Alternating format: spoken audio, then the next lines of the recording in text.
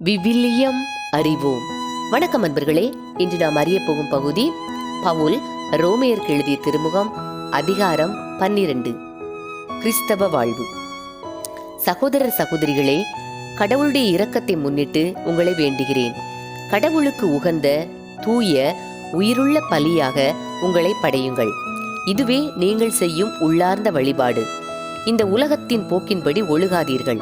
மாறாக உங்கள் உள்ளம் புதுப்பிக்க பெற்று மாற்றம் அடைவதாக. அப்போது கடவுளின் திருவுளம் எது என தேர்ந்து தெளிவீர்கள். எது நல்லது, எது உகந்தது, எது நிறைவானது என்பதும் உங்களுக்கு தெளிவாக தெரியும். இறையருள் பெற்றவன் என்னும் முறையில் உங்களுள் ஒவ்வொருவருக்கும் நான் கூறுவது, உங்களுள் எவரும் தம்மை குறித்து மட்டுமீறி மதிப்பு கொள்ளலாகாது. அவரவருக்கு கடவுள் வரையறுத்து கொடுத்த நம்பிக்கையின் அளவுக்கேற்ப ஒவ்வொருவரும் தம்மை மதித்து கொள்ளட்டும். ஒரே உடலில் நமக்கு உறுப்புகள் பல உள. அந்த உறுப்புகள் எல்லாம் ஒரே செயலை செய்வதில்லை. அதுபோலவே நாம் பலராயிருந்தாலும் கிறிஸ்துவோடு இணைந்திருப்பதால் ஒரே உடலாய் இருக்கிறோம். ஒருவருக்கொருவர் உடன் உறுப்புகளாய் இருக்கிறோம். ஆயினும் நமக்கு அளிக்கப்பட்டுள்ள அருளுக்கேற்ப வெவ்வேறு அருள் கொடைகளை பெற்றுள்ளோம். இறைவாக்குரைக்கும் கொடையை நாம் பெற்றிருந்தால் நாம் கொண்டிருக்கும் நம்பிக்கைக்கு ஏற்றவாறு அதை பயன்படுத்த வேண்டும். தொண்டாற்றும் கொடையை நாம் பெற்றிருந்தால் அதை தொண்டு புரிவதற்கு பயன்படுத்த வேண்டும். கற்றுக் கொடுப்போர் கற்றுக் கொடுப்பதிலும், ஊக்கமூட்டுவோர் ஊக்கம் தருவதிலும், தமக்குள்ளதை வழங்குவோர் தாராளமாய் கொடுப்பதிலும், தலைமை தாங்குவோர் முழு ஆர்வத்தோடு செயல்படுவதிலும், இரக்கச் செயல்களில் ஈடுபடுவோர் முகமலர்ச்சியோடு அவற்றை செய்வதிலும் தாம் பெற்ற அருள் கொடைகளை பயன்படுத்த வேண்டும். உங்கள் அன்பு கள்ளமற்றதாய் இருப்பதாக. தீமையை வெறுத்து நன்மையையே பற்றி கொள்ளுங்கள்.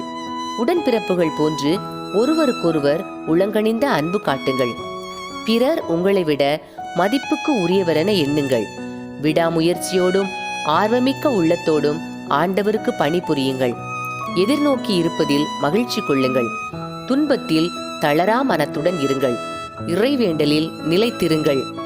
வறுமையுற்ற இறைமக்களோடு உங்களிடம் உள்ளதை பகிர்ந்து கொள்ளுங்கள். விருந்தோம்பலில் கருத்தாயிருங்கள். உங்களை துன்புறுத்துவோருக்கு ஆசி கூறுங்கள்.